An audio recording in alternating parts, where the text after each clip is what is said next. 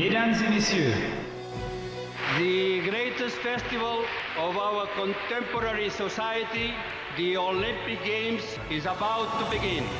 this is gonna be close. Oh! They're all completely gassed! They've given it everything on the global bucket! Oh, yeah! Go! Oh! Brilliant.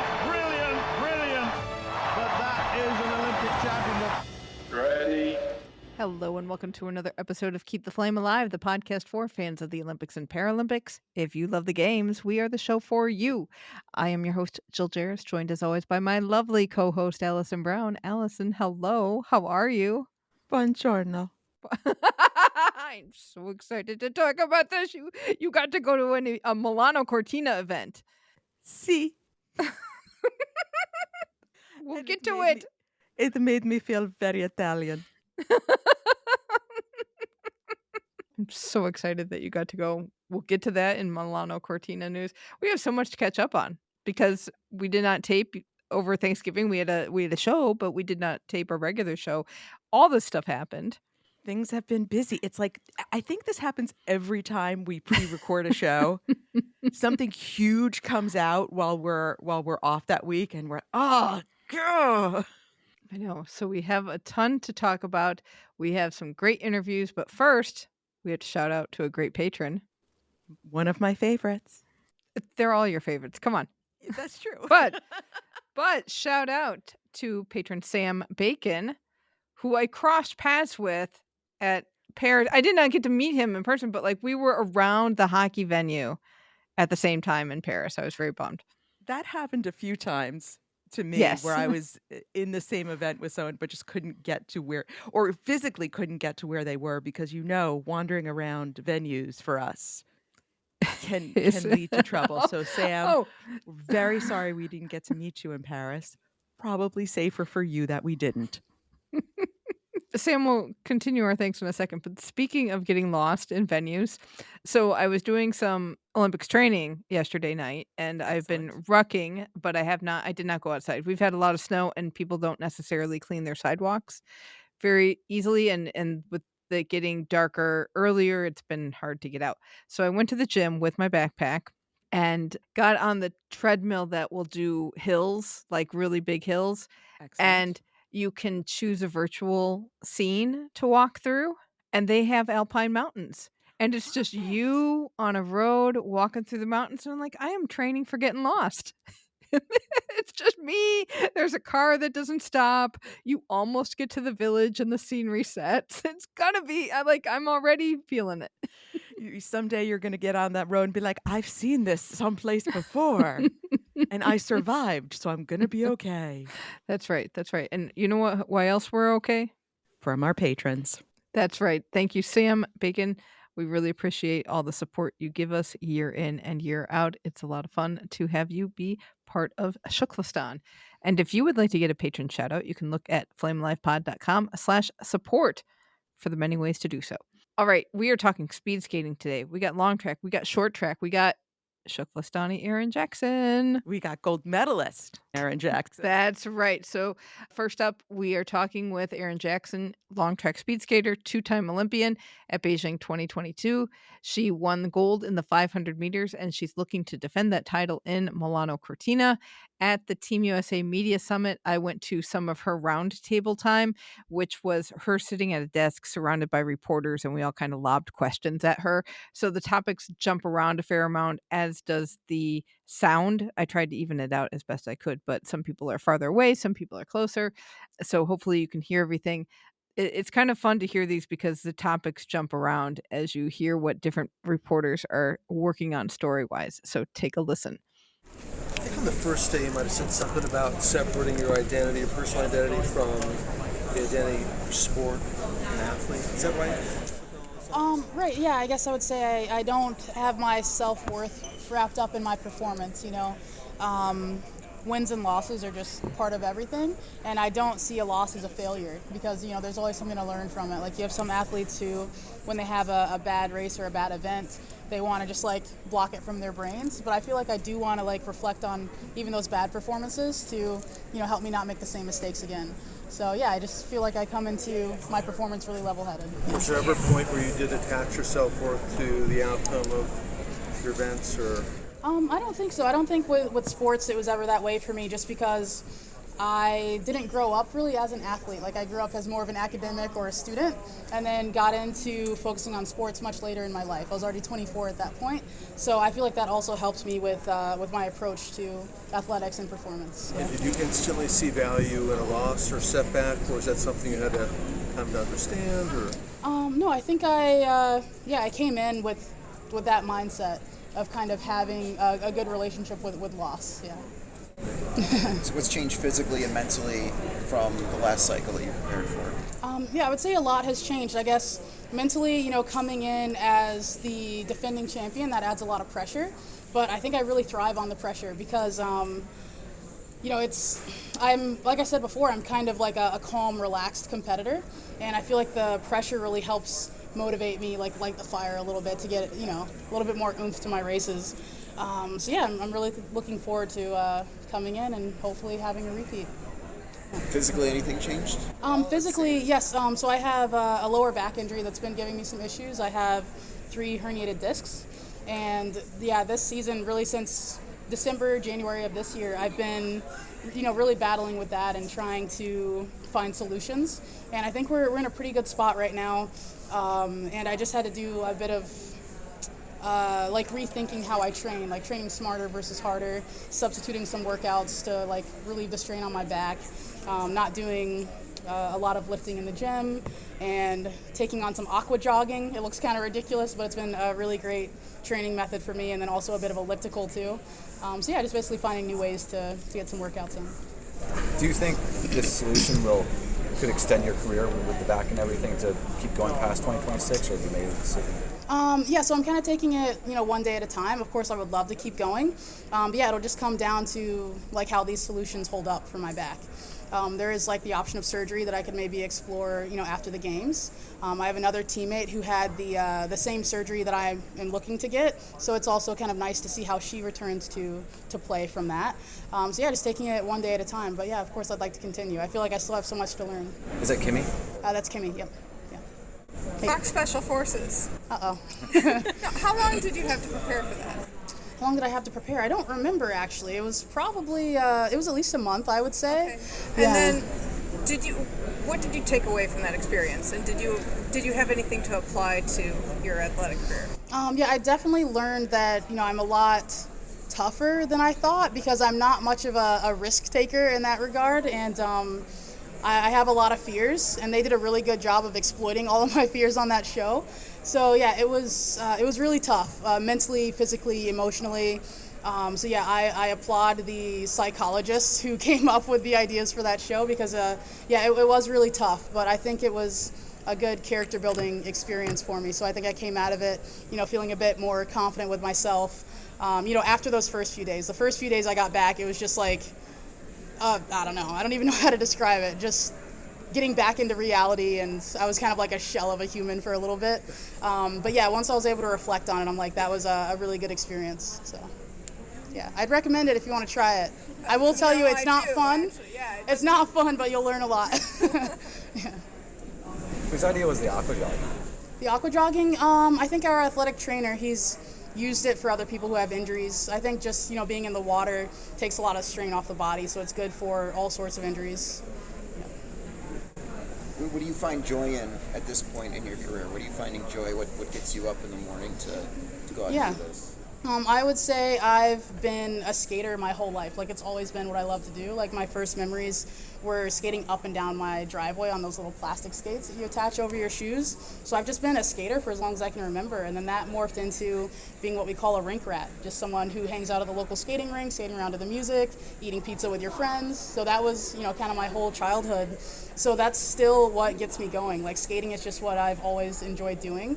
And now I have the added bonus of making a living out of it. So it's what more could a person want? Just skating in circles is just, my way of living right now. And the other things I get out of it, like being able to travel the world, meet new people, I would say it's just a love of skating and a love of getting better. It doesn't feel like a job right now? It still feels like something you love to do? No, I think like being an elite athlete can definitely feel like a job a lot of the times, but I think it's just always important to remember like why we're doing what we do, and it's, you know, for the love of our sport. So yeah, definitely I always keep that in mind.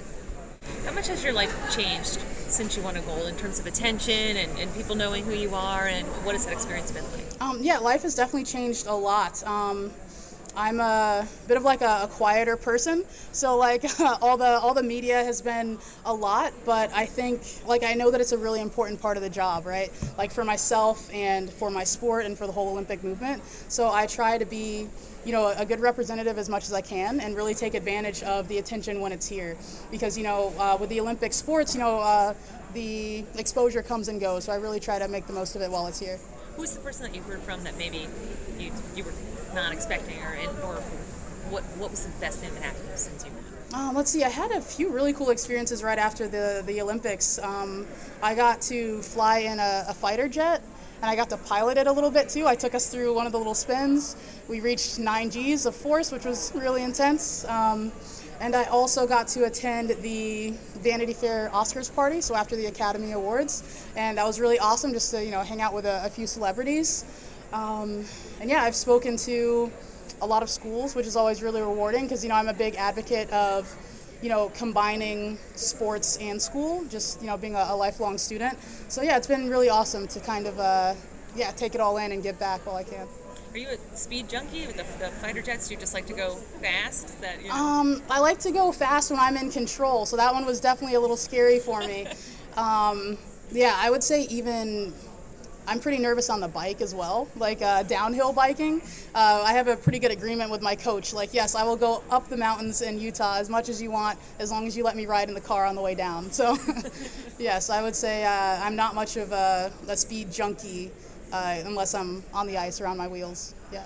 2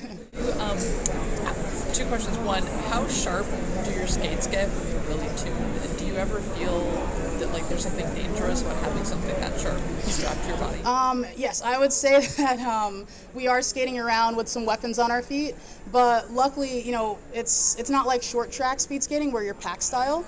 There are only 2 of us out there at a time, so it's pretty safe. But yeah, our blades get pretty sharp. I guess to kind of describe how it's set up, because I don't know if you've seen like maybe a hockey blade where it's like an edge and then a hollow and then an edge. But with long track skates, it's more kind of like the edge of the phone there, where you've got a sharp edge here, a sharp edge there, and then the flat part. And when you're in the corners, you're riding the edges. And when you're on the straights, you're trying to ride the flats until you shift to the edge. So yeah, they're pretty sharp, but yeah, it's not too dangerous. What advice would you give your younger self? Yeah, that's always an interesting question for me because I'm really happy with how my life has gone, and I wouldn't want to change anything. So I wouldn't want to say anything to my younger self. But if I had to, it would probably just be, you know, keep chasing your goals, keep chasing your dreams, like anything's possible. Yeah. You talked about representation earlier. I wonder, like, how you've seen the impact that you've had on, you know, black girls and black boys specifically manifest itself. If you find that they're more curious about speed skating, about what you do, about, you know, taking up Olympic sport. Right. Yeah, I think representation is super important because it helps to see someone like you achieving something. And we haven't typically had that in winter sports and speed skating specifically. So I really take on the responsibility with pride of, you know, being a face that others can look to and, you know, maybe get out and try the sports. And I think it's really rewarding when I get tagged in these posts and these messages from parents showing me videos of like their kids out there skating or something. And yeah, I just hope we have, you know, a lot more representation in the years to come. And I want to be a part of that as well. So when I retire from skating and have a bit more time on my plate, that's when I want to start up the organization to help fund some people into speed skating, because it is a really expensive sport to get into. So that's really like the big barrier to entry there. And yeah, I want to do whatever I can to make the magic happen for others. Are there any transferable skills in terms of like kids who are in stick and ball sports now may actually have an aptitude for speed skating that they don't realize? So that's a really good question. Maybe I'll take it from like another angle, but I think speed skating, it teaches you how to engage your body in a way that a lot of other sports don't. And I think that those skills can be transferable to literally anything. Just having like the body awareness and especially like the core control. Because just like watching other sports, I'm like, oh, like this person could be way better if they learned how to control their body the way like some other athletes do. So yeah, I think that, you know, training in speed skating can help with a lot of things. Yeah. Erin, could you say more about what you mean by core? Like, talk a little bit more technically. What do you mean that you're using your core in that way? Right, yeah. So our sport, you have to engage a ton of muscles kind of in a certain sequence. It's a super technical sport. It's a really precise thing. And so like being able to engage your core and keep that super solid so that you're not, you know, moving around a lot when you're skating. Like, I don't know if you've seen like many videos of speed skaters, but the ones who are really locked in, like the trunk of their body just kind of stays pretty steady and then everything else moves around it. And that core control, I think, is really helpful for athletes in general. Can I ask one other kind of weird question? There was a presentation this morning where they talked about sleep as a challenge for many athletes. So I'm just asking different competitors whether that's a challenge for them. How about you? Is sleep an issue in your training and your wellness? I would say I'm a really good sleeper, thankfully. I'm a really big fan of naps. So people ask, like, are you a morning person or an evening person or a night person? I would say I'm both, but I'm not an afternoon person. So yeah, my afternoons are normally for napping. But yeah, I've made some changes with my sleep recently, and something that I hadn't even thought about that is just so simple. It's just setting a bedtime and a nightly routine. And once I started doing that, I feel like sleep just came so much easier once I get into a rhythm with it. So I think, you know, some people, when they have a day off, they want to take that time to sleep in, but setting like a constant sleep and wake routine just makes everything so much easier. So I have a constant sleep time, a constant wake time. And I guess one other funny thing about reinforcing the night owl thing, 11 p.m. to 2 a.m. is like my major productivity window. So I need to make sure that I'm asleep before 11 p.m. or else I'm going to be up doing stuff until 2 in the morning. So my bedtime's 10:45. Is sleep important to your wellness and training? Do you think about it as being part of how you are competitive? Yeah. Sleep is probably one of the biggest parts of recovery, mentally and physically. Like, you need to allow your muscles time to recover, and also your brain to just like shut off for a bit. So I think sleep is one of the most valuable things you can do. That and like proper fueling. Yeah. Was there something in particular that made you want to do the consistent wake up time, sleep time? Actually, the USOPC came out and started a sleep study with us, and this was just recently. Like, we just went through this over the summer, and yeah, that's when it really clicked for me. I'm like, why don't I have a constant routine? And it was just amazing to see like how much of a difference that made for, you know, being able to get up in the morning, because I'm a really big snoozer. Like, I'll set my alarm like an hour and a half before I have to leave so I can just snooze forever. But yeah, it's been really helpful. So I'm really appreciative to the USOPC for getting that set up for us. How do you keep that consistent when you're traveling all the time? You're in different time zones all the time. Like, how do you still keep the same time when your body is in like a different place? Right. So I guess I haven't experienced it in like with jet lag quite yet, just because we're still in the beginning part of our season and we're spending most of our time in Salt Lake City. But yeah, that'll be an interesting thing to tackle as I move forward. But I think there will be times where it's not possible. But just trying to keep that routine as consistent as you can will, make a difference. Is U.S. speed skating going to have new suits for the Olympics? And if so, have you tried it out? What do you think? And how much of a difference does a suit make in a 500? Yeah, the suit's super important. So with the technology in our sports, I feel like in our sport, the suit is the main thing that's kind of like driving innovation right now. And I believe we're going to have the same style of suit that we had in 2022. So we've had a lot of time to kind of like get out all the wrinkles and things like that. So I'm feeling really confident in our suits this time around. Can you share a little bit more about Edge Outdoors, how it works, when you got involved, and what's happened since you got involved? Yep, so Edge Outdoors is an organization based out of Seattle, Washington, and they provide scholarship opportunities for women of color to try out skiing and snowboarding. So I connected with this organization back in 2022 when their founder, Annette Diggs, asked me to be on their board for reviewing the applicants for that year, and I kind of helped them pick out, who they would give the scholarship to. And since then, we've just kept in touch. I actually just met up with her and the scholarship recipients of this year when they were out in Park City and Salt Lake City just a few months ago. So that was really nice to reconnect with her. And she's still really excited about helping me start my organization once I'm ready for it. Brittany said that this is going to be her last Olympics. I obviously go way, way back with her. What has she meant to you as a friend and a competitor and a teammate? Right, yeah, it's been amazing having Brittany to look up to pretty much my whole life. I've known her for over 20 years. We're from the same little town in Florida. We grew up on the same inline speed skating team. So, I was a bit younger coming into the sport, and I just thought it was the coolest thing that she was this world champion, like winning races all around the world, but then she would come home and skate on my team. So I thought that was awesome. And then, fast forwarding to switching over to ice, she made the transition like several years before I did. So once again, I was following in her footsteps, because by the time I switched over, she was already a veteran of the sport. She was already a world champion, world record holder, all that amazing stuff. And yeah, it's just been really cool to have her as a mentor and a lifelong friend. So I'm pretty lucky. Do you remember the first time that you met Brittany or interacted with her? I do. There's actually a picture of my first time meeting Brittany. I went to this event that was a homecoming event for her and our other teammates who had competed at the World Championships in 2002.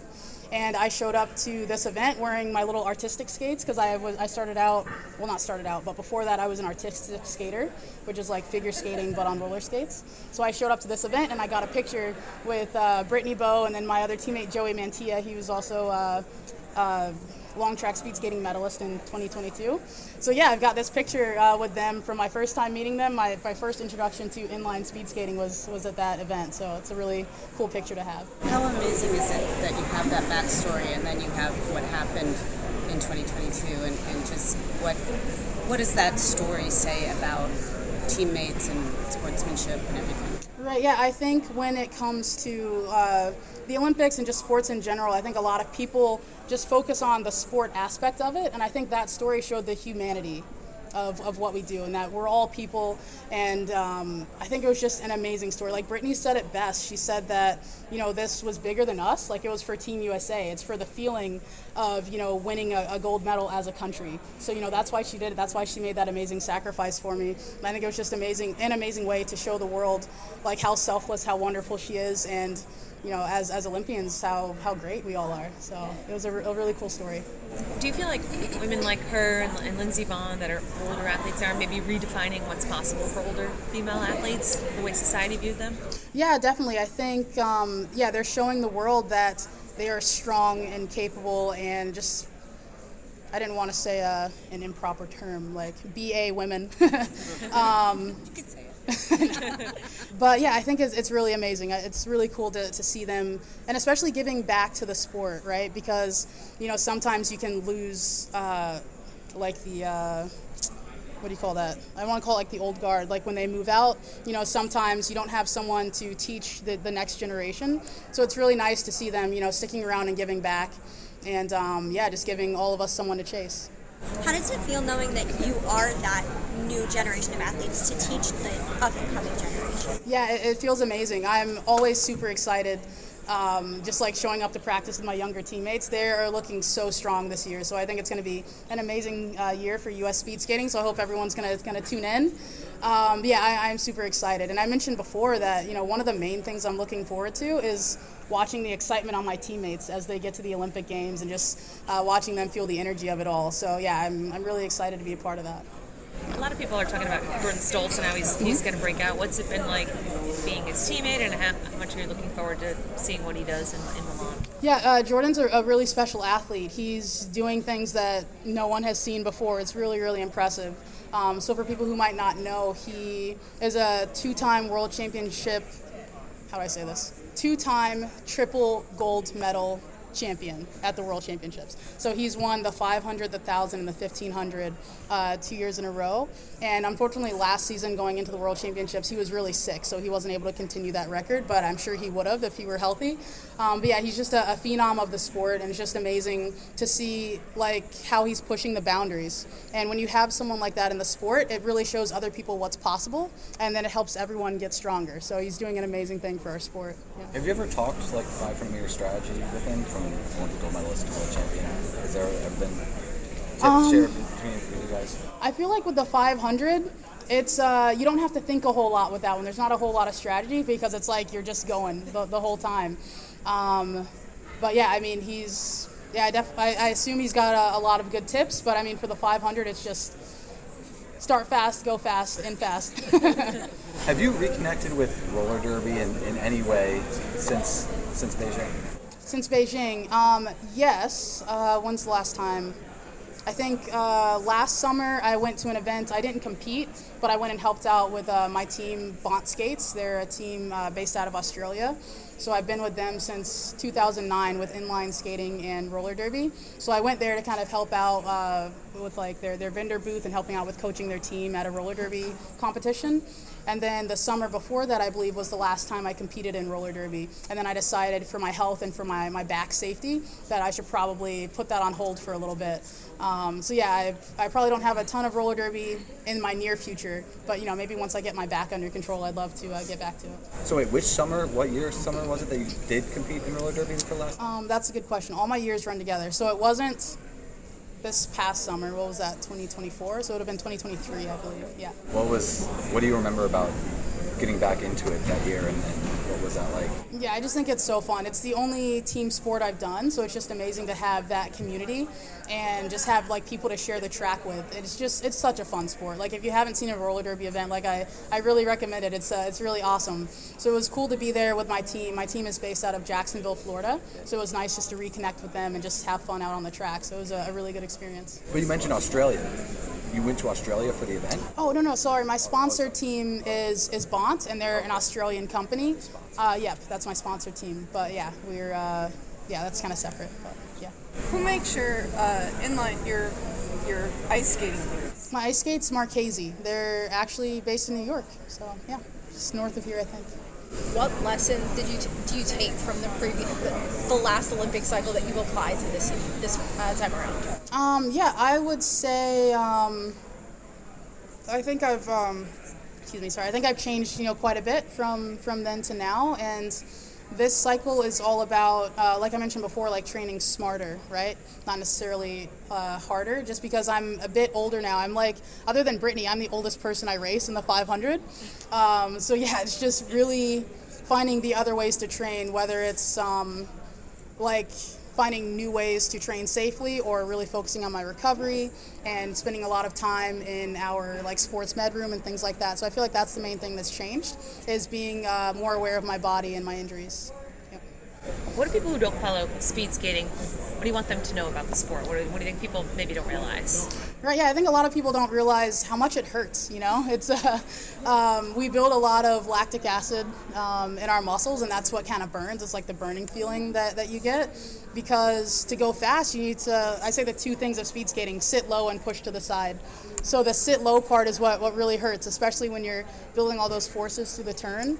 So yeah, just know that we're out there suffering, but that's what makes it exciting, right? Are speed skaters using sodium bicarbonate? Yes, sodium bicarbonate is one of the big things that athletes are using nowadays. And let's see, so luckily my race, the 500, we don't get a whole lot of that leg burn like you do in the longer distances, but I am working on the 1,000, so I need it for that one. Yeah. Do you use the Morton? Do you use that brand, the one from Sweden or something? Yes, I just used that one for the first time. Before I'd been doing it the old-fashioned way, so the Morton way is a lot easier. Like Arm & Hammer, that kind of thing? Like no, just like capsuled. Yeah, capsuled baking soda, yeah. A little harder on the stomach. Yeah. And when did you start using it? Sodium bicarbonate? Yeah. I don't remember. It's been maybe since COVID year, 2021 maybe. Yeah. Did you have time to get into the Olympic pin training during your time at the games? Let's see. I am not like what's the word? It's not something that I focus on, but whenever the opportunity comes up, yeah, I'll definitely trade pins. I think I love giving them more than receiving them. But yeah, I think pin trading is a super cool thing that they have going on. And had you considered designing your own pin? I have considered designing my own pin. I'm just very indecisive. I've been working with a designer and we just can't nail something down, but I definitely need to get going on that. So keep your eyes peeled for some Erin Jackson pins, eventually. And what do you do when you're not speed skating now? I know there's not a whole lot of time. Oh yeah, when I'm not speed skating. So I'm really fortunate to really like my teammates, because we spend a lot of time with each other, but we like each other so much that we choose to spend time with each other outside of training. So I hang out with my teammates quite a bit. We are actually kickball champions Yeah.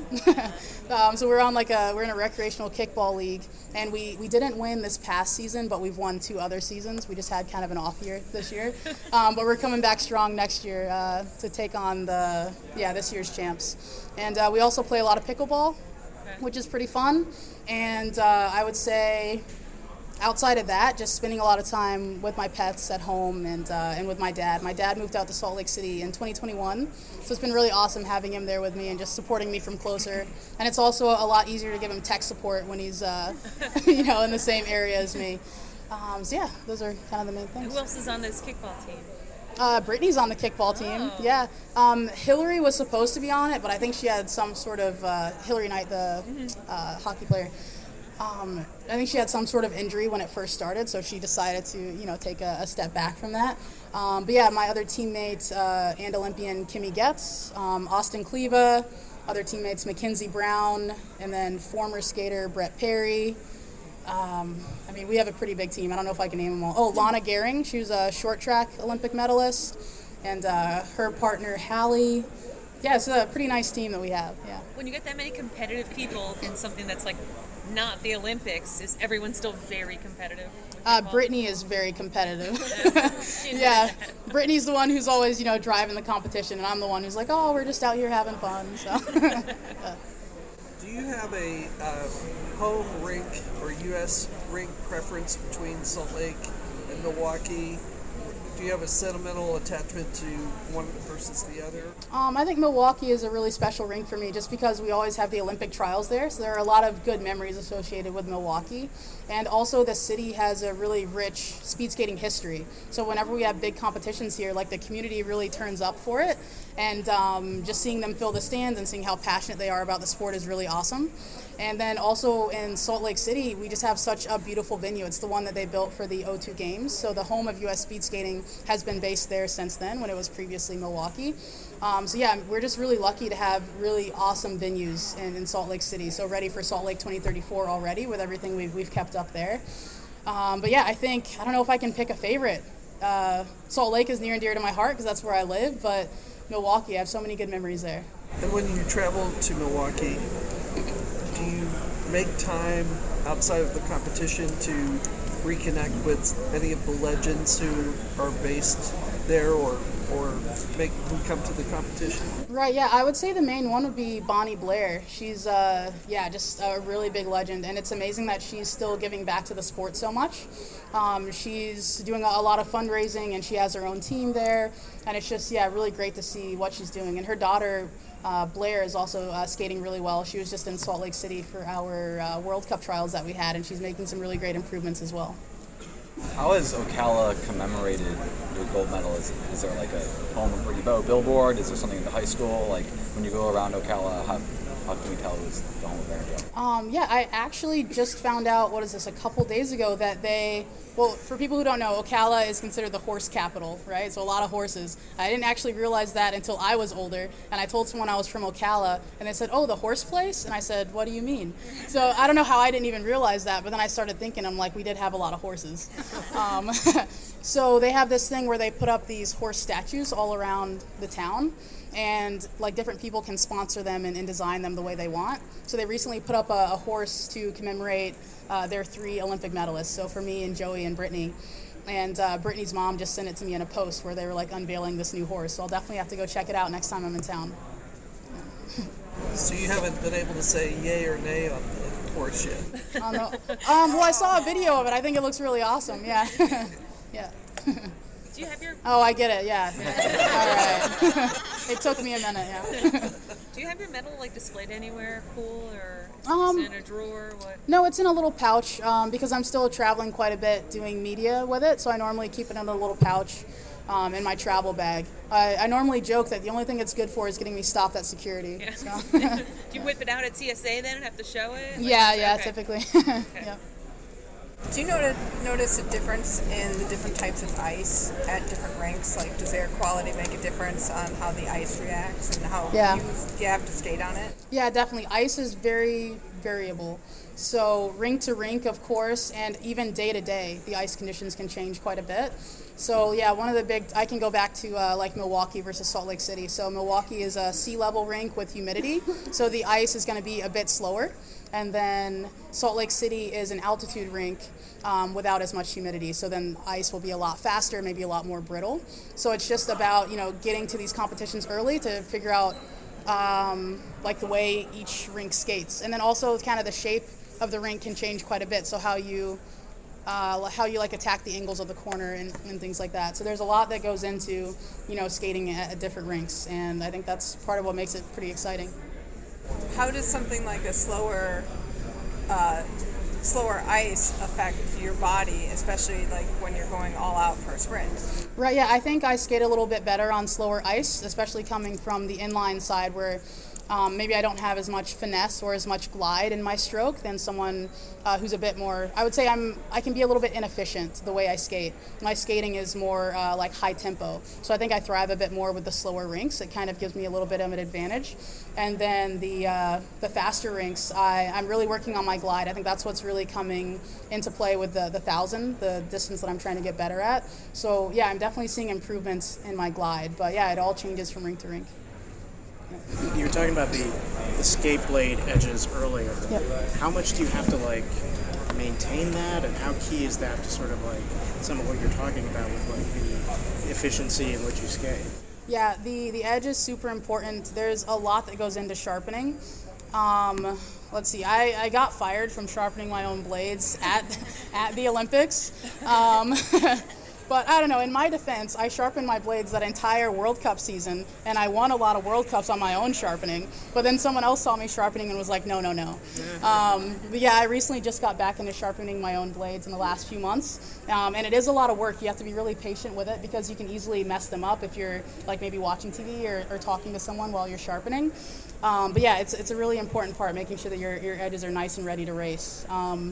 Yeah, there's, I guess, a lot more I could go into technically, but yeah, that's kind of about how long does it take per blade if you're, actually doing it the way you're supposed to? So you sharpen both blades at the same time. You put them in what's called a jig, and it's kind of like a frame, and then both of your blades, or both of your skates are sitting blade up inside the jig, and you run a sharpening stone over the top of your blades. Okay. And if you're in a hurry, it can take you 10 minutes, and you won't have a very good sharpening job. And if you really take your time, it can take an hour or even more than that.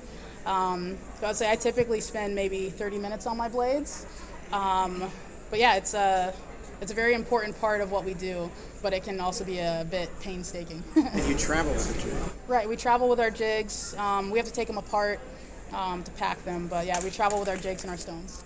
How often do you switch out your blades and switch out your boots? Let's see, I think that's just personal preference for most people. I would say with boots, maybe no more than every 4 years. And with blades, maybe once every season or season and a half, but you kind of rotate them. So it's like if you get a new set of blades, then your previous blades become your backups. And you always want to travel with backups because blades are really fragile. So you want to make sure that you have something new to back up on if something happens to your main blades. So you're going to wear different boots in Milan than you wore in Beijing? No, I'll be wearing the same boots. Yep. You talked about all the prep that goes into the equipment and knowing the ice, and I would love to hear a little bit about what is going through your mind when you're actually skating in the moment. What decisions are you making in real time, or are you, how are you processing in the moment and how to change your strategy and adapt? Right. So if I've done my job in training, then when I show up to the start line for a race, I should just go fully automatic, right? So yeah, that's always the goal, is to put in enough hours, during practice and during training that you build all the muscle memories that when you show up to a race, it just goes. So yeah, I don't have a whole lot of thoughts going through my mind when I'm actually racing, at least not many that I remember after the fact. But yeah, I would say the main things would be just the very basic cues of making sure that I'm sitting nice and low. Because that's kind of the main component for speed skating, is that if you're sitting in a nice deep position, you can build speed. Thank you so much, Erin. You may have heard I was the one who talked about Fox Special Forces. You were fascinated by Fox Special Forces. I still so am. I'm so glad you got that in. You know what else I'm fascinated about? Our fundraiser? Yes, I'm, just as Erin Jackson is hoping to make it back to the Olympics, we are hoping to make it back to the Olympics as well. And we're doing pretty well in the fundraiser. We're about halfway there, but we still have a long way to go. So we still need all of your help out there in Shiflistan, getting to our goal of getting Jill and I to Milan and Cortina and all the expenses that go along with that, and producing the show every day for 32 days. That is correct. It is a marathon. It's not a sprint. And it is a lot. There's a lot involved. Technically, we have some extra expenses that we don't have during the regular years. And the Olympics, of course, have their own set of fun expenses in terms of travel costs and getting around and all of that, those kind of things. So thank you to all of you who have donated so far. It really warms our hearts to see so many names pop up, and I feel embraced by Shuklistan. We feel the warmth of the flame. And if the warmth of the flame is not enough for you, we've got some pretty fun thank you gifts going out there to all our supporters. Very excited. We have many show shout outs that I am looking forward to doing something special with this time around. We have mascots coming our way. Oh, you can share with me any kind of pet that you want to be our mascot. We take all kinds, not just dogs and cats. That's right. So check that out. You can go to flamealivepod.com. It's right on the front page to click through to our fundraiser and help us get all the way to Milan and Cortina and back again. That may be the hardest part. Might be the hardest part. You know what's not the hardest part? Talking to Corinne. That's right. So next up, Alison and I got one-on-one time with Olympic short track speed skater Corinne Stoddard. Corinne competed at Beijing 2022 and got 7th in the 1,000 meters, 8th in the 2,000 meter mixed relay and women's 3,000 meter relay, 18th in the 1,500 meter, and 32nd in the 500 meter. She was very, very busy. That's a lot of races. That is a lot of races. Since then, she's steadily improved, and at the 2024 World Champs took home 3 medals, and she is looking to make her mark at Milano Cortina. Take a listen.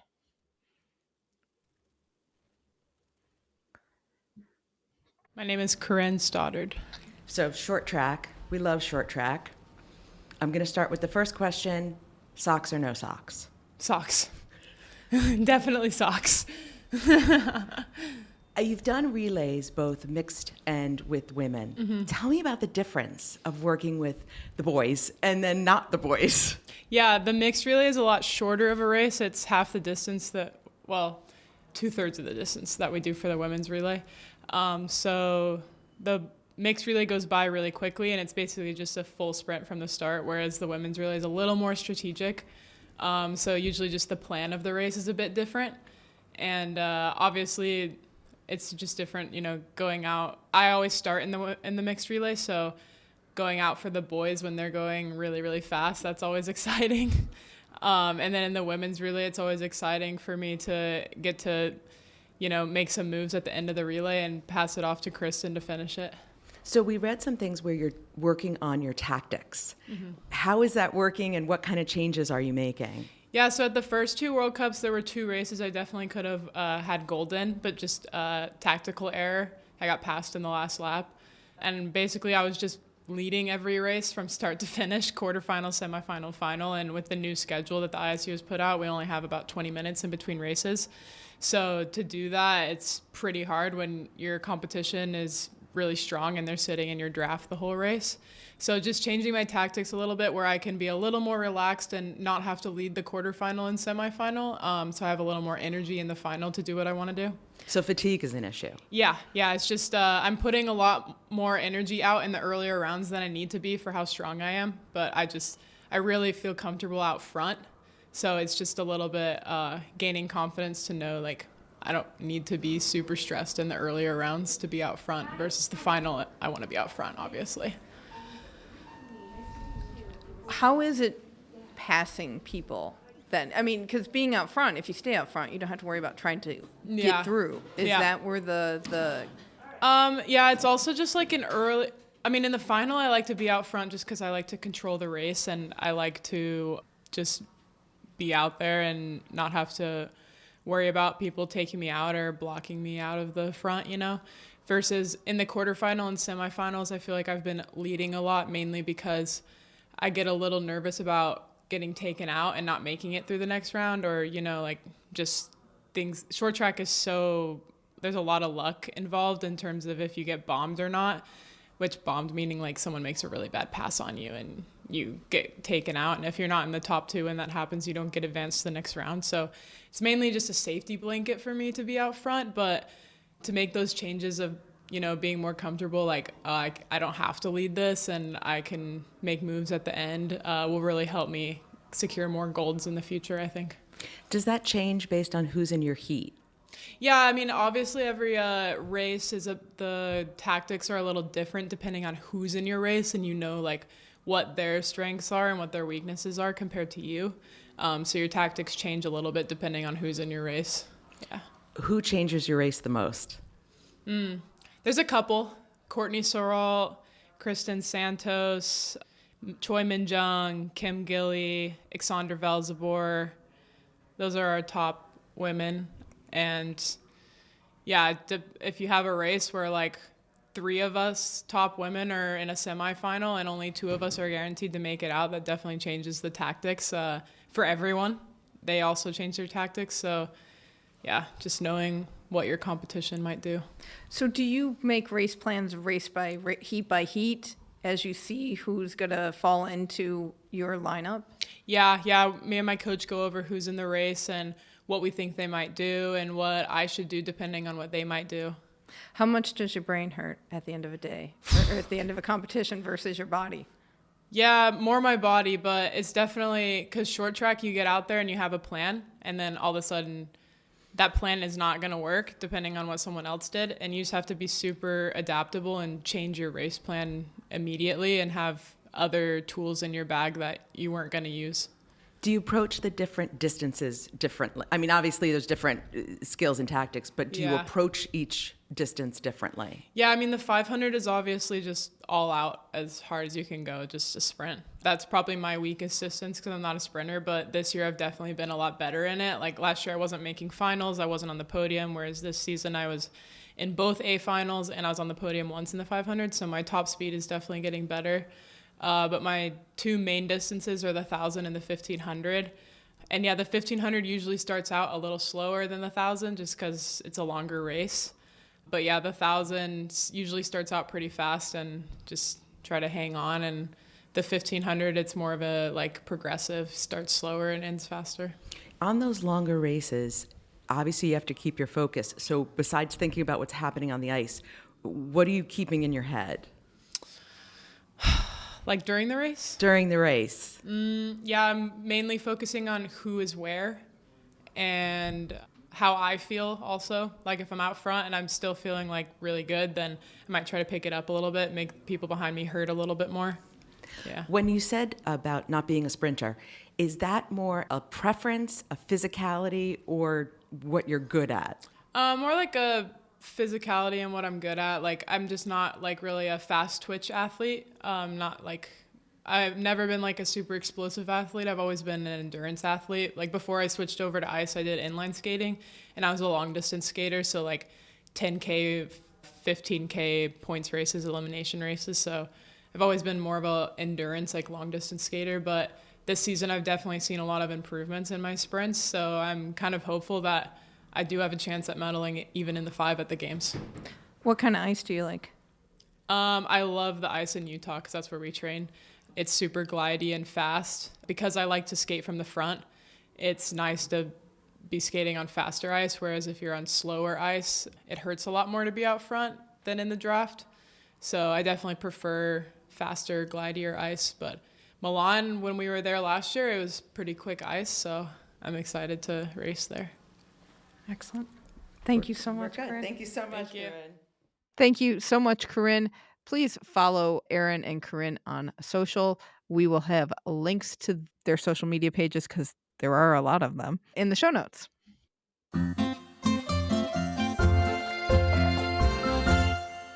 La magia della Olimpiadi. Okay, you got to go to a Milano Cortina presentation at the Italian consulate in New York. Is that just go. Tell me all about it. Technically, it wasn't the consulate, it's the cultural center, which okay. is attached to the consulate. They're literally next door to each other in the same block in New York City. There were several presenters there, and it was amazing. Let me just start with saying it was amazing. So Maurizio Massari spoke. He is the permanent representative for Italy at the UN. So they had just passed the truce the day before I was there. For a couple days before. So he talked about how this was a very proud moment for Italy, that 165 countries had co-sponsored, and that's why they did it without a vote. We talked about that, how it was done without the vote, that it was just passed by consensus because there were so many co-sponsors, and that they were very hopeful that it was a beautiful moment for the international community. He said all the right things. But here's what I really want to talk about. Raffaella Panier is the brand identity and look of the games director. She had the same job for Torino. Really? Yes, that surprised me. So she talked a lot about the design and all the design elements. So we got a couple of insights. So first of all, there's only 30 people on the entire design team. Wow. That's everything, medals, uniforms, Futura, the font. Any design element goes through her 30 people.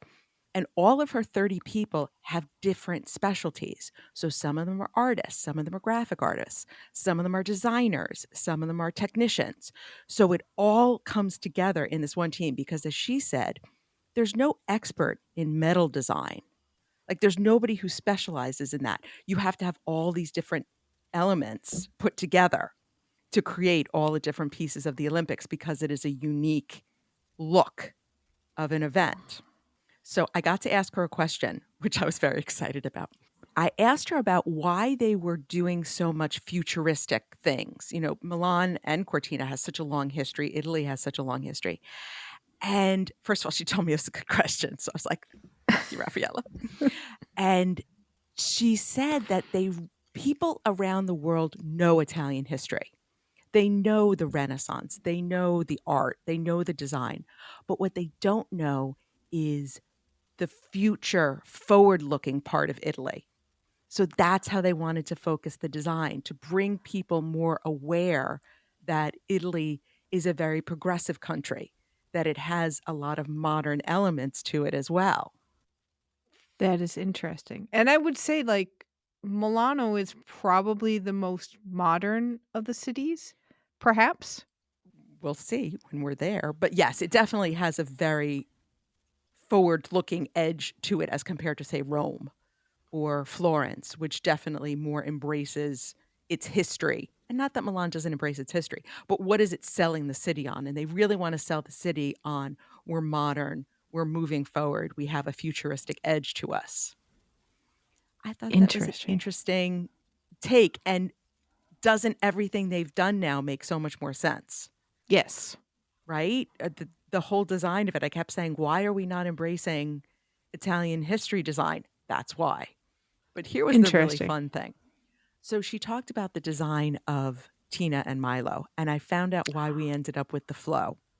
If you remember, there was a contest to choose the mascots, and one of the choices was the two flowers, and we really liked them. Apparently, so did the design team. So when the contest was over, the design team really didn't want to let go of these flowers. So they tried to figure out a way to incorporate them because they couldn't just override the vote. It had been a national vote and the people had spoken. But I got the impression from what Raffaella said that the design team was kind of disappointed in the choice that was made. She did not say that, so I don't want to put words in her mouth, but definitely they wanted to figure out a way to not let go of these flowers that they clearly enjoyed and were very excited about. So that's how we got the flow, where they're friends of the mascots, is how she described them. So also at the talk was Marta Panini, who was a rhythmic gymnast who won a bronze medal in Rio, David Burnett, who was a photographer, of our Lou Jones and Mark Edward Harris, who's just done so many Olympics. And then Claudio Pagliari he's the director of the Italian Cultural Institute in New York. And what was very funny was a lot of people in the audience spoke both Italian and English, even though they were American residents, but a lot of them were bilingual. So I heard so many conversations going back and forth between languages, which was so much fun. And I got so excited when I could catch a phrase even. I'm doing better catching phrases in Italian than I ever did in French. Oh, good. So, well, yeah, good, because I was bad in French in terms of catching phrases. But it just I keep joking about the souls of my ancestors were just in my ears saying, you will understand what people are saying to you. Just be patient. But yeah, fantastic event. If you're anywhere near New York City, the Italian Cultural Institute does these kind of talks regularly, and they're free and open to everyone. Wow. But I was really fascinated by Raffaella and what she had to say. That was the most insightful for us. That is so interesting. I still want to know if figure skating fans are going to throw the flow onto the ice because that's a big thing. Are we going to create little bouquets of the flow? That would be pretty awesome. And the design team would be thrilled. The other thing that she said that was really interesting was when they place the rings, and this is so obvious when she said it, when they place the rings in a venue, they plan it for photographs. Oh, yeah, of course. So if they know a photograph, like a finish line, or they check the placement of the rings to make sure if you're photographing a finish line that the rings are in the back of your picture. Yes, and that was one thing Mark Edward Harris said was when he took pictures, he really tried to get either the logo of the city or the rings in the picture so that you could instantly identify where it came from. Exactly. And David Burnett talked about that as well. And one final thing I'm going to say, they did not have a torch there, which was disappointing. But she made a point of saying that the torch was designed to be filmed in motion and not for still photography. So we'll have to see once we start getting, because the torch relay, we're going to talk about that in a second, we're going to start seeing this torch in motion. And we weren't necessarily thrilled with the torch. It was a little bland, but they really wanted to highlight the flame and how it looks while it's moving. Interesting. But I'm so glad you got to go to that. That sounded so cool. And we got some inside scoop. So thank you. Speaking of the torch relay, it has started. Did you watch the ceremony? I did watch the ceremony. Disappointed, of course, because of the rain. Yeah, not personally disappointed. I was thrilled personally, but the rain did wash out the whole outdoor and they had to be inside. So the actual torch lighting that we saw, I assume was the day before rehearsal. We've done this before and they just kept it dry in the back. Yes. In the little torch holder. Right. So the ceremony was indoors, but we got to see the IOC's drone capabilities, or OBS's drone capabilities, on full display. They had rehearsed that drone more than the dancers did, I think. So the cool thing about that is they took overhead shots of the area. It felt like for one of the first times. We were seeing things that we have not seen before. Yeah, so you could really get a feel for how big the space was in terms of the ruins that they usually have the lighting around the Temple of Hera and the other ruins in the area. But it was just, that part was really cool. The ceremony was inside the Archaeological Museum of Olympia in kind of a main room. It was in an exhibit hall. So it was in a main room. And then like if you're going into a section of rooms in a museum and they're all kind of connected. So part of it was also in the next room, like people would line up there and you'd see the goddess Nike, the winged goddess of victory, Kirsty Coventry's first lighting as president. Got choked up. Wasn't She that beautiful? did. It was. And that moment where she really expressed her emotions like that, number one, I love when people in power are human like that and publicly human and comfortable with that. But it certainly made me feel like, yeah, we're in a new era. Yes, we are in definitely a new era, but it also made me feel like it's just emphasizing the importance that an athlete is now leading the organization. And that, I mean, we've had 3 athletes in a row, but I think you're seeing that importance grow and the understanding that athletes can and should be leading this organization that's all about an event for them.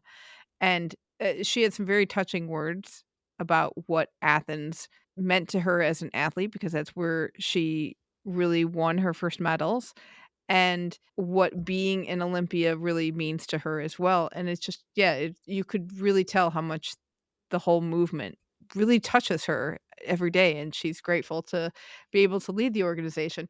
You also had the Greek president was there for his first ceremony as well, and Tibok was there. Saw a Tibok sighting. Was, oh, hey, Tibok, how you doing? You look good. Retirement is working out for you. So it was a typical ceremony. You sing the Olympic anthem. You have the kids choir singing the Italian and Greek anthems. They read the poem, The Light of Olympia by Taxis Doukas.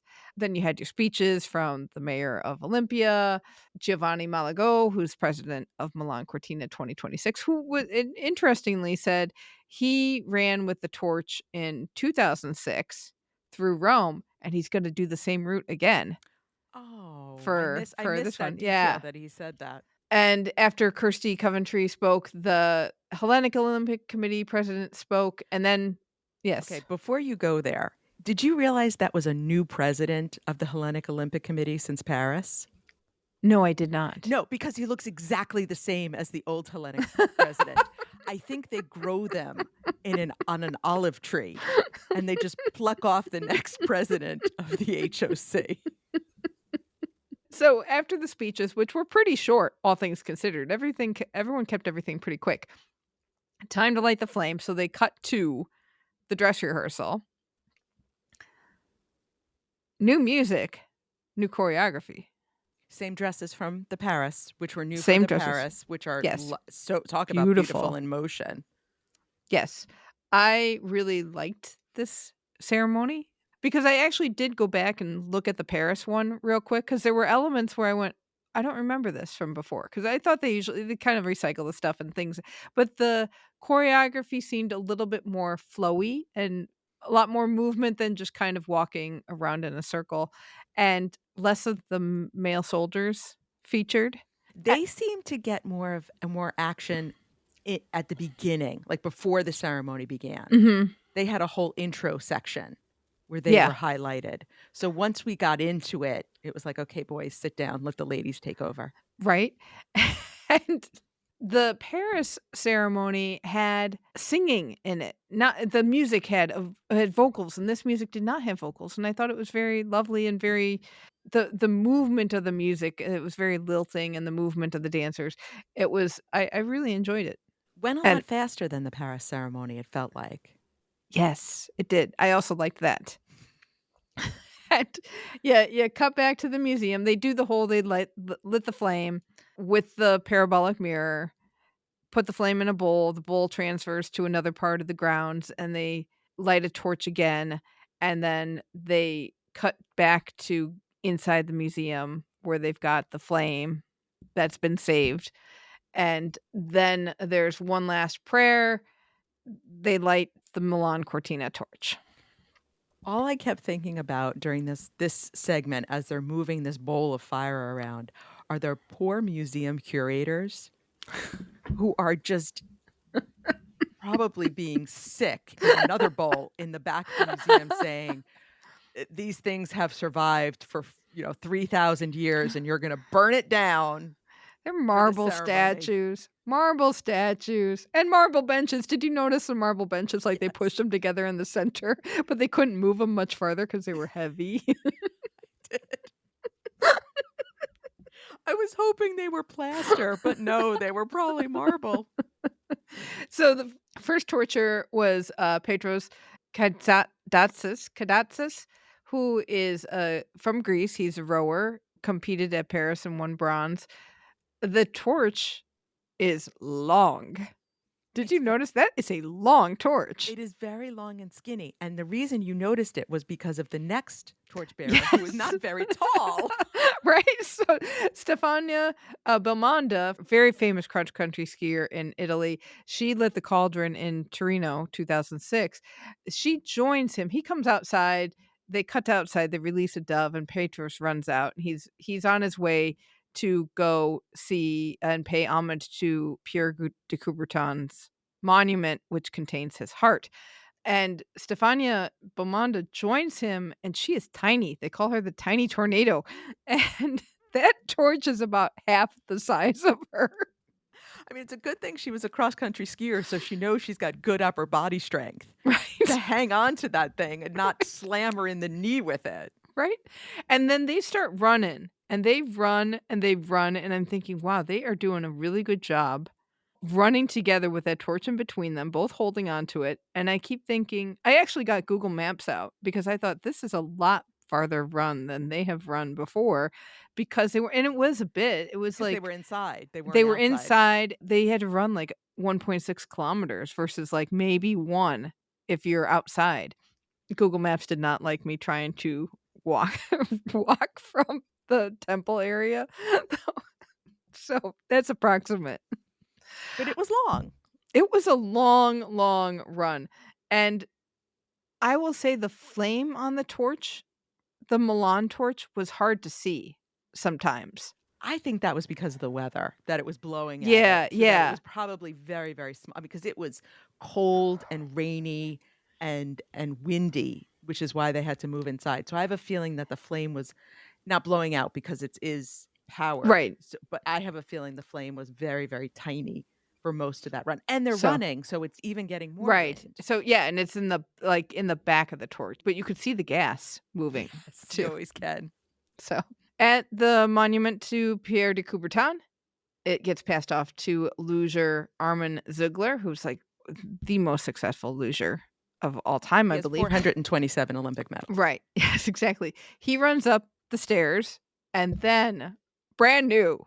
This was new. And he is running past people standing along the route with flags of different countries. And there is a band that starts playing Chariots of Fire. Which was so fantastic. You know how much I love that movie and that music. No. And it just, there is nothing Greek about this moment and not even that much Italian except for Armin Ziegler. But man, was it just perfect. It was so fantastic. Like, I want to know who put this all together, because was it an Italian influence? Was it the Greeks? Who decided that little, let's bring it on in, let's get it back? Chariots of Fire. Raffaella and her team, because they are amazing. Maybe. And then you go, well, Paris, why didn't you think of that? Because that's the Olympics that it was, 1924. Right. But it was just perfect. And I hope it's in every ceremony from now on. Agreed. So, and then that was pretty much it. It got handed over to another Greek torchbearer, because now the Greeks take over and do a short relay. They'll hand it over to Milan. Probably while you're listening to this, it's already in Milan's hands. I did love the fact that the Greek torchbearer also had 3 burly guys around him, also Olympians. Like, nothing is happening to that flame. It is well protected. Right. These giant men. 3 of them jogging behind in triangle formation, flame in front. Oh, it was so good. So good. On December 4th, the torch will be handed over to Milano Cortina for good. And tennis player Jasmine Paolini is going to bring the torch from Greece to Rome. And then we go all over Italy. I'm ready. I'm ready. So excited. So excited. Also exciting. Wow. We have, oh, that's a tone. We have victory ceremony uniforms. Or as I like to call them, medal girls. But there is also medal boys. But in this picture, they're all men and women, unlike Paris, where they seem to use very young, maybe college-age kids. These were all grown-ups in these pictures. Right, right, right. The look is the winning design of a creative contest that was held among 3 fashion schools, and the design from Accademia di Brera won. And the press release we got said it did the best at, quote, capturing the vibrant, dynamic, and contemporary Italian spirit that characterizes the games, end quote. Press release also said this was intentionally unbranded clothing, which I thought may have been some shade at Paris 2024. The color palette is mainly, again, the Italian blue, that royal blue. In the one picture they gave us, it looks more navy, but in better lighting, the richness of that blue shows through. We've got puffer coats. We've got navy pants, wide-legged. They have a shine to them. We have either a zip-up pullover sweater or a like turtleneck sweater that's got a little cutout at the waist. Not cut out of the waist, but the hem has got a V. Yeah, the hem Yeah. is uneven. Right? There's blue leather gloves, and there's a bucket hat for the ladies, and a kind of a newsboy type cap for the men, and brown shoes. And then the puffer coat can be belted, and it's got The women's coats were belted. Oh, okay. And I then the didn't know if men's you could coats were choose. straight. And then it's got tan piping around the lapels and down the front. So you have a tone on your face. The only thing I like about this outfit are the gloves. Oh, really? And I shouldn't say that. I do sort of like the sweater. I think it looks sloppy. Interesting. You know, Do you we've think- seen some really amazing medal outfits for the past 2 Olympics and Paralympics. And I have to say, I remember I did not love Paris because of the color scheme at first. But then when I saw it in motion and kind of how much they picked up the 1924 throughout and how that was part of that design scheme, I'm hoping I will change my mind on this one. But the tan shoes are bad. They look like grandpa shoes. Everybody's hems are too long. They all have puddle pants. The shiny material looks like something from Saturday Night Fever, 1977. I mean, Italian, and we keep saying this, and I hate this because now Raffaella is my friend, but Italian design should be better than this. What really got me was how ill-fitting they all were. Well, I will say, when you say straight out of the 70s, it's on the website, we'll have a picture of this. And there is a guy who looks straight out of the 70s with the big glasses and the beard, and he's just got these shiny pants. And I kind of like the shoes myself, but that's me. Hey, Grandma. They look comfortable. They look like they're okay for walking in the snow. We'll see. They're we also can't see a ton of the design of the shoes because they're covered by pants. Everybody's got puddle pants. Everybody's pants are too long for them. And not in that cool, wide-legged trouser way, in that it's all gathering around your ankle and looks like your pants don't fit. Nothing gets me angrier when people do clothes like this, design, and they don't properly fit their models. It's lazy. I'm curious what the coats will look like in person, because with the belt, I will say, I mean, with the belt, it reminds me of a puffy version of a London fog. Yes. Trench coat, which is kind of dated, but is that going to come back too? I don't know. We'll see. You know what? And I think I complained about the fit for the models for Paris too, that they had puddle pants. People, fit your models. Do a running stitch. It takes 5 minutes. This is not rocket science. It's a running stitch. Well, we will see how they look in person. And maybe we'll be wrong again. The Olympics put a series of photos on Instagram, and with better lighting, it looks much better. The blue looks much better. Okay. Venue talk. We got a lot of venue talk. Hockey novella. It's not that I'm so excited to have a novella, but so the big news in many outlets is that the Santa Giulia Ice Hockey Arena, the main ice hockey venue, is still under construction and must be finished in time because there's no plan B. They can't go to Lake Placid. According to the Associated Press, The Milano Cortina Chief Games Operations Officer, Andrea Francisi, said that there's also no precise date for when the venue will be handed over, but he's confident for the moment that it will be done in time.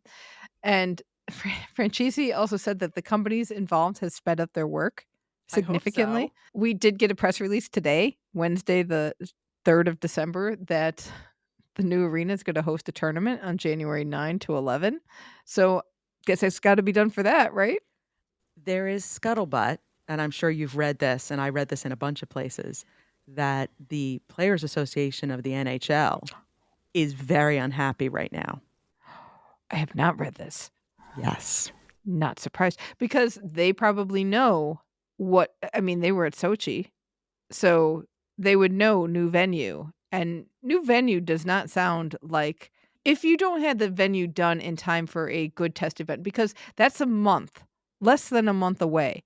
If there's stuff that's really significantly wrong with the operations of not just the ice, but stuff's wrong in the locker rooms, stuff's wrong with the bathrooms, stuff's wrong with the concessions, you are going to have angry players and angry fans. And you got the NHL back to your show. If you don't treat the players right, they're going to walk right away. And, very basic. Bad ice equals bad injuries. Yeah. And NHL players are not going to risk that. Right. Nor would the NHL owners don't like this to begin with. Right. So you're going to put them on bad ice and risk their $1 million players? You think Sid Crosby is going to... Well, Sid Crosby would do anything for Canada. But, you think his team wants him going on bad ice? He is an old man. We need to protect him. The hockey players will be bubble wrapped for their games. Speaking of test events, the speed skating venue had its test event, which was a Junior World Cup race. This was fun to imagine. Skaters told the Associated Press that it felt like skating on a lake because the track is about 20 centimeters above the concrete floor. This is because it's a temporary venue. It's at the big convention center out in Rowe, and you're dealing with a concrete floor that they're putting a temporary track on. So you've got tubes of freezer stuff underneath the surface, and you've got a little bit of insulation in between, so it sounds hollow and it cracks a little bit in the outer corner. So that's a little bit interesting. Skaters have been able to give feedback to the ice master, Mark Messer, who made improvements during the week that they were there. And he said that safe ice was the priority. They can tweak it to be faster. Okay. So that's interesting to know. First time that a temporary venue has been used for speed skating at the Olympics. So this will be an interesting one to watch for sure. But this is what you do at a test event. You find the problems and you fix them. Right. And I would say ideally your test event would be earlier than this, but they couldn't really because it's a temporary venue. Right. It's being used for something else. So you would really rather have 2 test events. But this is pretty good. Right. And I'm sure they've got skaters out there. I'm sure they can tap a community to help them out. But that's making progress there. The Cortina Athletes Village is ready. Did you see this one? I did. It reminded me very much of one of the venues in China where they had all those temporary buildings. Oh. Where we had snowboarding. Was that Zhangjiakou? Mm-hmm. It was just all this complex of temporary buildings, all mobile home looking. And it all looked really nice, but then you had to walk on the wood because there was no actual sidewalk for you. So, the Cortina Athletes Village is going to be basically almost 400 rented mobile homes tucked into the valley, about 10 minutes north of Cortina itself. If you wanted to walk it, it's going to be like an hour walk down to downtown. Each trailer has 2 rooms, and each room is about 200 square feet. Up to 2 people will stay in each room. Every room is heated. It's got its own bathroom and shower. And rooms for Paralympians have accessible showers, toilets, and beds. The rooms look pretty plain. The Associated Press was the first ones to get a good look at it, so they did the reporting. Plain rooms, bed, bedside table, closet. The village itself is about 1.4 kilometers long, So if you're on the outside, you got a little hike to get into the main cafeteria area, and there's a common area that's also got a gym, game room, offices, relaxation areas, and a laundromat. So after the games, this whole village comes down, and the homes will be reused at camping sites around Italy, and some are already earmarked for a hockey club in Brunico. Cost of this, 38 million euros. Okay. And you know these athletes will be zhuzhing those rooms up. Let's hope so, because they do look pretty I mean, they're always pretty basic, and it's one of those funny things. You always think, oh, the athletes village, and you get there and they're really plain sounding, or not necessarily what you thought of, because they're not going to put the money into making them super fancy. They need those fancy blankets that they had at Rio. Yes. That would zhuzh them up a lot. That will zhuzh them up. So maybe the branding team is working on some stuff. I have a job for you. We've got some transport and ticket talk. We do? CNN is reporting that organizers have capped the number of tickets for events in Cortina because they're worried about traffic congestion, specifically because there are delays in the construction of the new Apollino Socrepes cable car that will take people from the town center to the Tofane Alpine Skiing Center for women's alpine events. That ain't ready. Am I going to get stuck on another gondola? Don't know, because it's not ready yet. We'll put a link to the article in the show notes, because there were delays. There were also delays because some residents tried to block the construction. Then they found cracks in some stuff, and it's just been a long slog.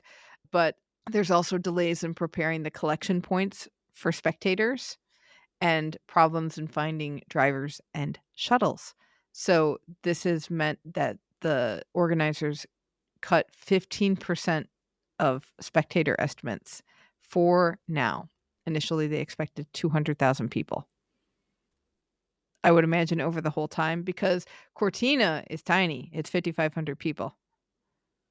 When you think of how many people are going to be there for, you've got your sliding, you've got your curling, and you've got your women's alpine events there, a lot of people come through. And hopefully us. Right. So Simico is the construction group in charge of the project. They also build the sliding track. So, of course, they say they'll be done with most of it in December. They will test it in January. Don't worry. We fix. That's right. Without the cable car, there's just one road to Tofane. Okay. After the games, the cable car is expected to help with traffic congestion afterwards, too, because Cortina is so small. There's no railroad station there, and there's just one road in and out of town. So they could use some help with the traffic congestion as well. Megastore's open. Happier note. Megastore in Milano near the Duomo is open, about 1,200 square meters, open 7 days a week. Get your stuff now before I get there. I do need a Tina and Milo, that's for sure. I know, and some Flow. I wish they had called it something else, though. I know, but the flowers. It's the flow. Skiing and snowboarding events may have some Russian and Belarusian competitors in Milano Cortina, because according to reports in The Athletic, the Court of Arbitration for Sport has ruled that skiers should be allowed to participate in qualification events. And according to the Sports Examiner, the Russian Curling Federation plans to appeal the ban as well. Whether or not that means there's time for them to get in, I don't know. And this also matters for the Paralympics, because if you remember, the Paralympics voted to let them in, but the issue has been, well, they can't compete in the qualifying events, so they wouldn't be there. But if they can, then they will. And because the IPC reinstated full privileges to Russia and Belarus. So this could get interesting. Yes. And if you happen to be in Belgium in February, the Belgian Olympic and Interfederal Committee will be hosting a Winter Olympic Festival in Middelkerke from February 7 through 22. This looks really cool. It's going to be a big fan fest. And they're going to have a fan village where you can watch competitions on big screens. You can cheer on Team Belgium. They'll have a bar. You can go ice skating. You can try other winter sports. They're going to have other sport demonstrations there. Open from 10 a.m. to 11 p.m. every day. It's free, but there's a charge if you want to go skating. So you could bring your own skates and just pay the skate rink fee, or you can rent skates there as well. We will have a link to that in the show notes. I wonder if King Philippe and Queen Matilda will be there. Maybe they'd show. That'd be awesome. That would be awesome if they did a little skate holding hands around. Oh, come on. That would be adorable. As if that wasn't enough news, LA has been busy. They have been busy. So Intuit has signed on as a multi-year partner of Team USA and a founding partner of LA 2028. What that means is they got stadium naming rights. So the Inuit Dome will be the Inuit Dome. Yes. So that is where the LA Clippers home stadium is. It will host men's and women's 5-on-5 basketball at the games. And if you're planning your ticket purchases, because, registration and all that soon, the Intuit Dome is like a 20-minute walk from SoFi Stadium. So that's a walkable venue happening. So if you're watching some swimming, want to get some basketball opportunity. Intuit's also going to work with LA 2028 to co-create a program for small businesses to help them become suppliers to the games. And they will expand financial education program for students in LA. And for Team USA, for select athletes, they will get free TurboTax tax preparation. How do you include sponsorship money? They'll know. They'll know. TurboTax will know.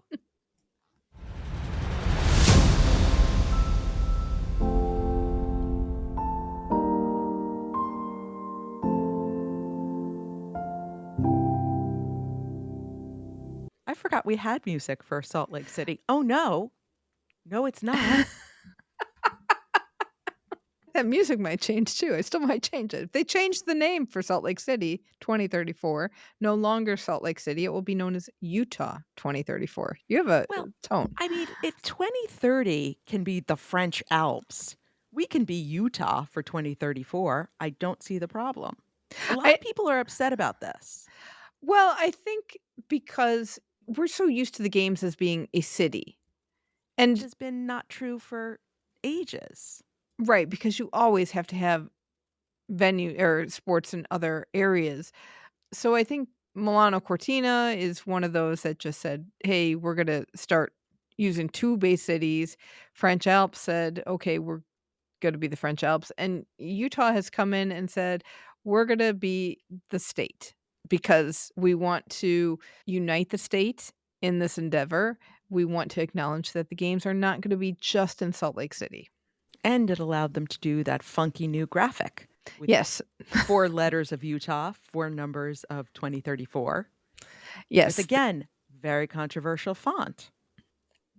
Right. So they created a black and white placeholder logo for the event, and it's created by the Works Collective, draws from the Utah landscape and indigenous people. So it does look it's got an indigenous feel. That's what I thought when I first saw it. And there's elements that look like the arches and some monumental things in areas of Utah as well. So you get that red sandstone mountain indigenous feel to it. I thought it looked like boomerangs. Oh, okay. It's also supposed to draw from the grid design system in many Utah cities. Did the trains work like boomerangs? I don't know. The black and white is designed to be better visibility. That was some Paralympian input. So that the whole picture will serve as the word mark for the games until the official games time logo comes in 2029. If you travel to Salt Lake City between now and then, you will see an art display of the logo in the arrival departure level of the Salt Lake City airport. And when you leave the airport, you get to see the 2002 arch. That was Salt Lake City. This is Utah. Utah 2034. Well, Welcome to Shukflastan. It is the time of the show where we check in with our team, Keep the Flame Alive. These are past guests and listeners of the show who make up the citizenship of our very own country. Shukflastan, a lot of sliding news. Yes, skeleton racer Shannon Galea finished first and third at the first North American Cup races of the season in Whistler, Canada. These are the first winter medals for Malta in international competition. We have bobsled results from the first two World Cups. In monobob, Bree Walker took third at the World Cup in Cortina and fourth at Innsbruck. And then in the two-woman, she finished 18th in both of those events. In the men's two-man, Josh Williamson was with driver Frank Del Duca, and they finished 5th at Cortina. And then in the four-man, he was with Frank again and finished 16th at Cortina and 25th at Innsbruck. At the Cortina Luge test event, Ashley Farquharson finished 4th in women's singles, and Siobhan Forgan and Sophia Kirkby finished 5th in women's doubles. Team USA finished 5th in the team relay, and the tour now moves over to Winterberg, Germany this weekend for the first World Cup of the season.